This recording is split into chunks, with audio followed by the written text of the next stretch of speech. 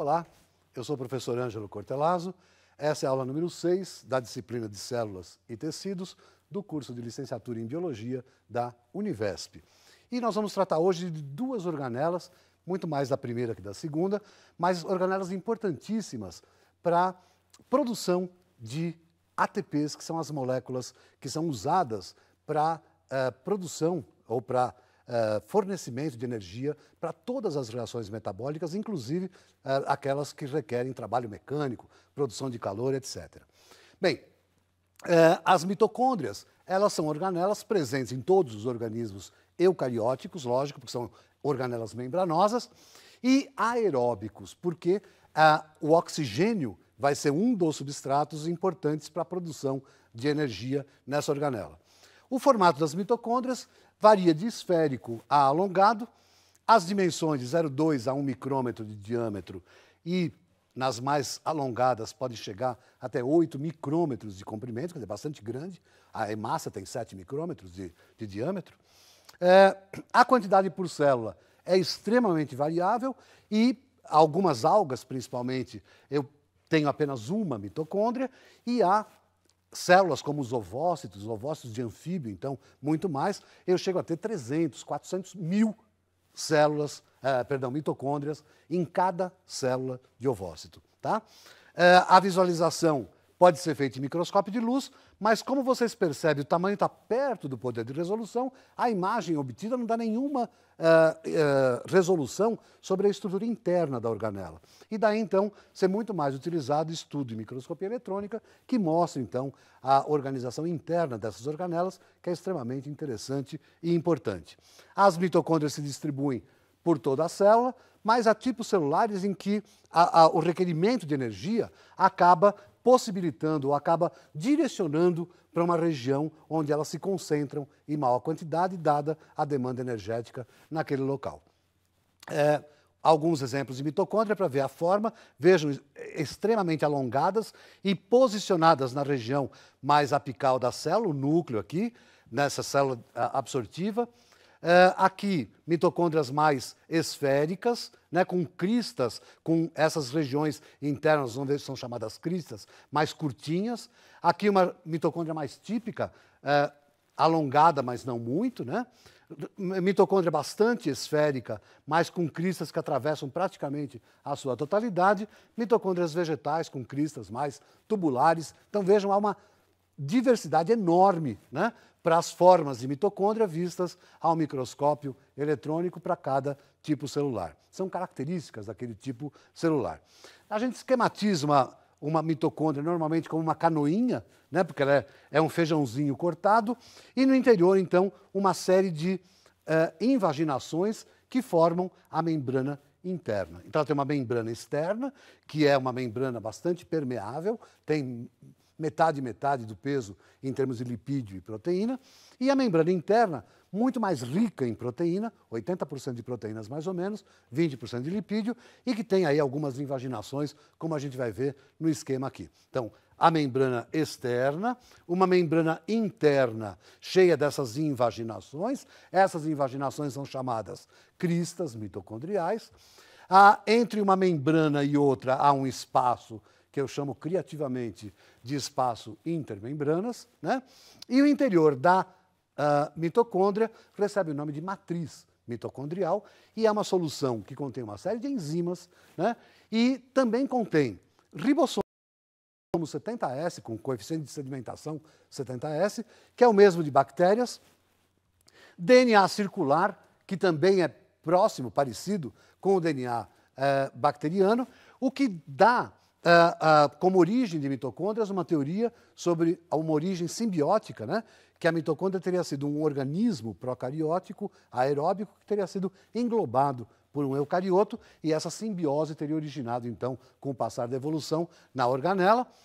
Além disso, na porção interna da membrana interna, há estruturas mais globulares, que, na verdade, penetram na membrana e são complexos enzimáticos de uma enzima ligada à síntese de ATP, ATP sintase, também conhecido como complexo F1-FO, FO porque ele é sensível à oligomicina, que algumas pessoas chamam de F0, mas tudo bem. E também é comum encontrarmos grânulos mais eletrondensos, normalmente de fosfato de cálcio, reserva de fosfato para a produção de ATP, né, adenosina trifosfato na organela, que é a molécula, como eu falei, que a maioria das células utiliza para produção de energia para suas reações metabólicas. Na matriz mitocondrial, ocorre um grande número de reações de óxido-redução. Lembrando da química, o que é oxidar, o que é reduzir? Oxidar significa dar elétrons, né? E reduzir significa receber elétrons. Então, sempre que uma molécula, um átomo, dá elétron, ele oxida, e o que recebe elétron, reduz. A óxido-redução, portanto, acontece sempre acoplada. Alguém dá elétron, alguém recebe. Não pode dar o elétron para o vazio, né? Alguns átomos ou moléculas, quando recebem elétron, também têm que receber próton para se estabilizar. É o caso, por exemplo, do oxigênio. Quando o oxigênio molecular recebe elétron, ele se transforma num ânion, né, O-, um ânion bivalente, e esse ânion é instável.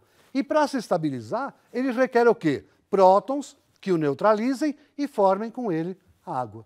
Então eu tenho oxigênio, né, na forma molecular e reduzido na forma, na composição, né, da molécula de água, tá? Ele recebeu 2 elétrons cada um dos 2 átomos e 2 prótons para formar a água. Na célula, além do oxigênio, na mitocôndria em especial, eu tenho outras moléculas que requerem elétrons e hidrogênio, e prótons, perdão, para se reduzirem. São as moléculas de FAD e de NAD. FAD é a abreviatura da flavina adenosina de nucleotídeo e NAD da nicotinamida adenosina de nucleotídeo. Vocês vão ver essas estruturas de forma mais detalhada na disciplina de bioquímica. Mas FAD ganha 2 prótons e 2 elétrons e se reduz para FAD-H2. NAD, que é positivo na forma oxidada, ganha 2 prótons e 2 elétrons e se transforma em NAD-H. Na verdade, ganha 1 próton só e 2 elétrons. Né? Esse próton continua no meio, mas para efeitos de balanceamento dá certo, 2 e 2. Mas, se tem moléculas que estão se reduzindo, né? Oxigênio, FAD e NAD, tem que ter moléculas que estão se oxidando. E quem são essas moléculas? Bom, são aquelas moléculas formadas por carbono, hidrogênio e oxigênio que se originam dos alimentos que a gente ingere, ou da nossa reserva alimentar, que reserva, no caso de animais, glicogênio ou triglicérides, né?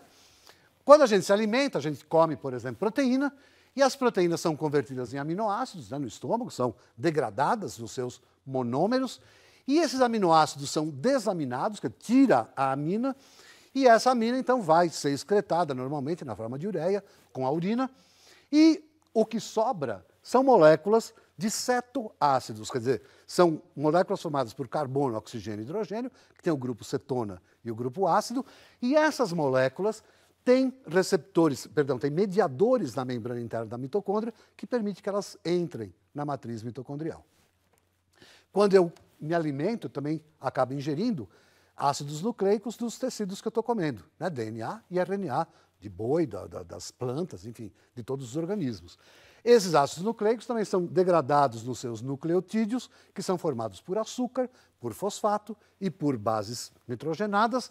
As bases nitrogenadas são desaminadas também no citoplasma, as pirimídicas, as púricas nos peroxissomos, e originam, então, compostos que a gente vai excretar, seja ureia, seja ácido úrico, seja alantoína, seja amônia, dependendo do grupo de organismos.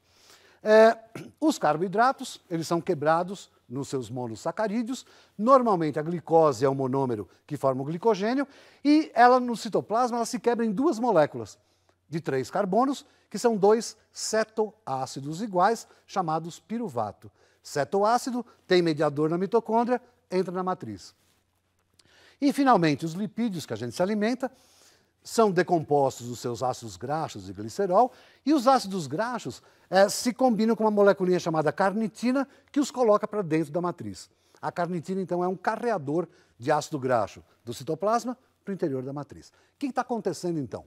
Tudo quanto é pequena molécula está entrando na matriz mitocondrial. Que molécula? Originárias daqueles alimentos que a gente ingeriu ou das nossas reservas alimentares. Em termos quantitativos, a maior parte das moléculas que são usadas na produção de energia são de açúcares ou de gordura. Quando a gente está em regime cardiovascular constante, né, a gente queima aerobicamente, quer dizer, vai ter influência do oxigênio, muito mais gordura do que açúcares. Há tecidos da gente que só produzem energia a partir de açúcar, né, as hemácias, o cérebro, né? Então, é sempre importante a gente ter uma quantidade boa de açúcar para possibilitar essa produção de energia, né, a glicemia do sangue que leva o açúcar para os tecidos, mas também temos muitos ácidos graxos que estão chegando aí com o sangue nas células e estão entrando na mitocôndria. Os açúcares, como falei agora há pouco, se transformam em 2-piruvato.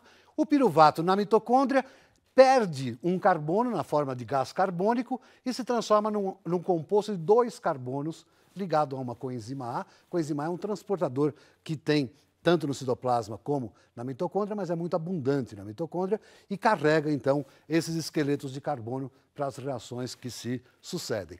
Mas o que é importante aqui é que uma molécula decorrente do açúcar reduz um NAD para NADH e se oxida, né, formando um outro composto. Os lipídios, um ácido graxo, aqui um comum de 18 carbonos, ele se quebra em 9 moléculas de 2 carbonos, quer dizer, em 9 acetil-CoA, a mesma molécula, né? E reduz 8 NADs para NADH e 8 FADs para FADH2. Tá? Então vejam, eu tenho uma produção grande de NADs e FADs reduzidos. Os acetis-CoA que foram formados, tanto por açúcares como por lipídios, agora são convertidos os 2 carbonos a gás carbônico, né? Já tinha saído um no caso de açúcar, agora saem os outros 2, e reduzem NAD e FAD para NADH e FADH2. Ora, eu posso chegar à seguinte conclusão: a mitocôndria, simplificando, é uma grande produtora de gás carbônico, que ela quebra os carbonos por oxidação das moléculas que entram na sua matriz, e uma grande produtora de formas reduzidas do NAD e do FAD, né, na forma de NADH e FADH2. Isso a partir dos alimentos, então, reações de óxido de redução na matriz mitocondrial, produzindo CO2 e as formas reduzidas de NAD e FAD. Bom, há uma outra característica interessante e importantíssima, que a membrana interna da mitocôndria tem uma série de moléculas proteicas, né? Proteínas integrais de membrana, da membrana interna, por isso que ela é muito rica em proteína, que são moléculas que têm um potencial de redução maior do que NAD e FAD. O que é potencial de redução? Reduzindo a ganhar elétron, uma molécula, dependendo da sua estrutura, ela gosta mais de receber elétrons ou menos. Isso é quantificado, né, na eletroquímica, vocês devem ter visto alguma coisa parecida, e eu meço, então, potenciais ou tendências para receber elétrons, tendência maior ou menor. E eu digo para vocês que as moléculas da membrana interna da mitocôndria têm uma tendência a ganhar elétron maior que NAD e FAD. Então, o NAD que eu estou produzindo na forma reduzida gosta menos de elétron que o complexo NAD desidrogenase. Então, ele, quando bate nessa membrana, ele perde os prótons e elétrons para essa molécula. O FAD acontece a mesma coisa, perde os seus elétrons e prótons para o citocromo. Só que o citocromo não quer próton para se estabilizar, para se reduzir. Então, esses prótons são, de uma certa forma, ejetados da matriz para o espaço intermembrana. Uma outra coisa, claro, se parasse aqui, tudo pararia, mas esses elétrons, na verdade, são pegos pela coenzima Q, que gosta mais de elétron que o complexo NAD desidrogenase, que, por sua vez, perde para o citocromo B, que gosta mais de elétron do que ela, que perde para o C1, que gosta mais do que ele, que perde para o C, que gosta mais do que ele, que perde para o A, que perde para o A3, formando uma corrente elétrica no interior da membrana mitocondrial. E esta corrente elétrica, né, elétrons caminham no sólido, né, entre uma molécula e outra, e não em solução, ela acaba culminando na acepção final do elétron pelo oxigênio, que juntamente com prótons formam a água. E com isso eu reoxido essas moléculas e possibilito que a coisa funcione de forma constante. Bem, o que acontece com isso? Eu tenho uma a passagem da cadeia elétrica, aqui da corrente elétrica, gera, então, uma ejeção de prótons para o meio intermembranoso. De tal sorte que o pH desse local diminui bastante. E o pH da matriz, como está perdendo o próton, vai aumentando. E perde também porque o próprio oxigênio pega próton para se transformar em água. Tá? Então eu tenho aí cerca de 1000 vezes mais próton do lado de fora do que do lado de dentro, né? pH é uma escala logarítmica, então pH 5, pH 8 e tal. Bom, agora eu tenho uma pressão osmótica aqui desses íons, né? uma pressão quimiosmótica muito maior no meio extra do que no meio intracelular.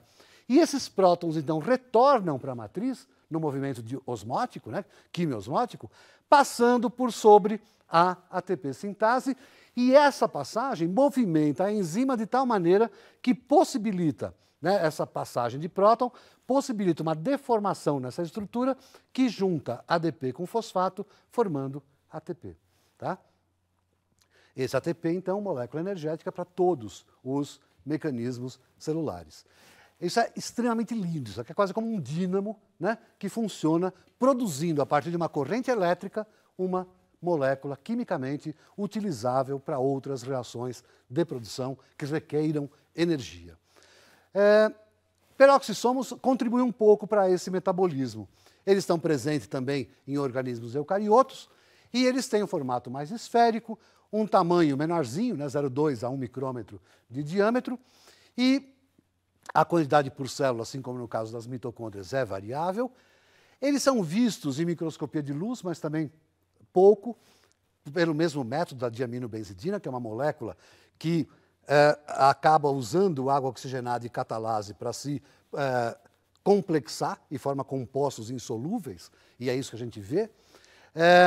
A distribuição é ao acaso normalmente, mas eu tenho muito comumente os peroxissomos associados ou a mitocôndrias ou a cloroplastos, no caso de células vegetais, porque ele é uma organela que contribui um pouco com as vias metabólicas mitocondriais ou do cloroplasto. Tem gente que acredita, né, que os peroxissomos seriam mitocôndrias ou cloroplastos que acabaram não evoluindo para as formas mais complexas atuais dessas organelas. A outra estrutura está aqui, então, aqui o método da aminobenzidina, que deixa bem preto esse precipitado, bem eletrondenso, mostrando, então, onde eu tinha os peroxissomos, por ação enzimática. E o peroxissomo participa de meia dúzia de vias metabólicas que eu vou citar e que vocês devem detalhar depois. A primeira é a organela onde se degrada peróxido de hidrogênio. Quem faz isso é uma enzima chamada catalase, que é aquela enzima utilizada para os métodos de identificação da organela. A água oxigenada é quebrada em água e oxigênio com a ação da catalase. Participa também do metabolismo de lipídios. E ele ajuda a mitocôndria, porque na mitocôndria os lipídios conseguem entrar. Mas lipídios muito grandes ou lipídios ramificados, com mais de 24 carbonos, não conseguem entrar na mitocôndria. Então entram no peroxissomo, onde ocorre a sua transformação em acetil-CoA também. Pessoas que não têm enzimas que façam esse metabolismo no peroxissomo, normalmente não conseguem sobreviver além da puberdade. Tá? Tem um filme que trata dessa deficiência de lipídio em peroxissomo, que é chamado Óleo de Lorenzo, que quem não assistiu, assista, que é um filme bastante interessante, que mostra muito a descoberta da doença e a sua importância, né, para o metabolismo de ácidos graxos. Também participam os peroxissomos da degradação de bases púricas, que são bases, então, que chegam no peroxissomo e vão sendo desaminadas, formando ácido úrico, que muitos organismos excretam, ou alantoína, que outros organismos excretam, ureia ou amônia, dependendo do grupo de organismos, eu tenho uma forma de excreção do excesso de nitrogênio, e isso é feito no peroxissomo, porque são reações que produzem água oxigenada. Os peroxissomos vegetais fazem um ciclo que vocês vão ver em bioquímica ou fisiologia vegetal do glioxilato, que possibilita que as plantas transformem gordura em açúcar, coisa que os animais não fazem, que é um ciclo bastante interessante, parecido com o que ocorre na mitocôndria. Também participam, junto à fotossíntese, de um processo chamado fotorrespiração, e é por isso que é muito comum a gente encontrar peroxissomo associado com cloroplastos de mitocôndrias. E, finalmente, em alguns grupos, como o trypanosomatídeos, por exemplo, que tem o trypanosoma cruzi, né, que causa a doença de Chagas, a glicólise, que é a quebra dos açúcares do citoplasma, é feita numa organela com características de peroxissomo, que nesse caso chamam-se glicossomos, e que aumentam muito a eficiência dessa via metabólica, porque compartimentalizam as enzimas todas num único recipiente, que tem características de peroxissomo, e daí então aumenta a eficiência desse grupo de animais no metabolismo de açúcares. Vejam que os assuntos são muito complexos, e eu gostaria que vocês lessem essas organelas no material disponibilizado no AVA, para então se inteirarem dos detalhes da aula, que é extremamente importante e extremamente bonita também, porque a produção de energia a partir de uma série de reações de oxidorredução que ocorrem em todos os organismos aeróbicos. Muito obrigado.